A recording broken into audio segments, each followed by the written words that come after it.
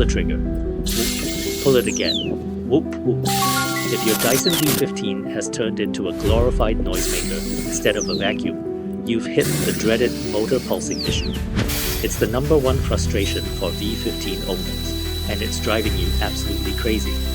It usually happens when the digital motor's sensors detect a major airflow restriction or an internal electrical load issue. Your V15 is essentially gasping for air and cutting power to prevent itself from overheating. Don't just keep clicking that trigger. Forcing a pulsing motor to run can lead to permanent board failure or a completely dead battery. But don't panic, you've come to the right place. RoboCare is here to help. We don't just guess at the problem, we use specialized diagnostic tools to communicate with the vacuum's internal sensors. This allows us to pinpoint exactly why the motor is cutting out. Whether it's a faulty pressure sensor, a hairline crack in the cyclone assembly, or a failing mainboard, our team handles the repair with surgical precision.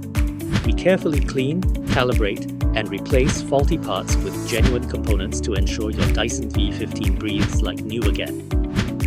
Now, let's get to the results. Look at that. This Dyson V15 is breathing again. We've restored 100% suction power and eliminated those annoying errors. Hear what our customers have to say about their RoboCare experience.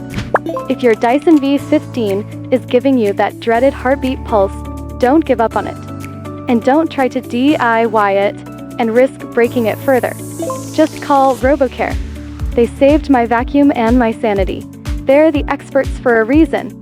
Go check them out. Ready to bring your Dyson back to life? Let RoboCare fix it right. Contact RoboCare today. Visit our website or call us to schedule your repair.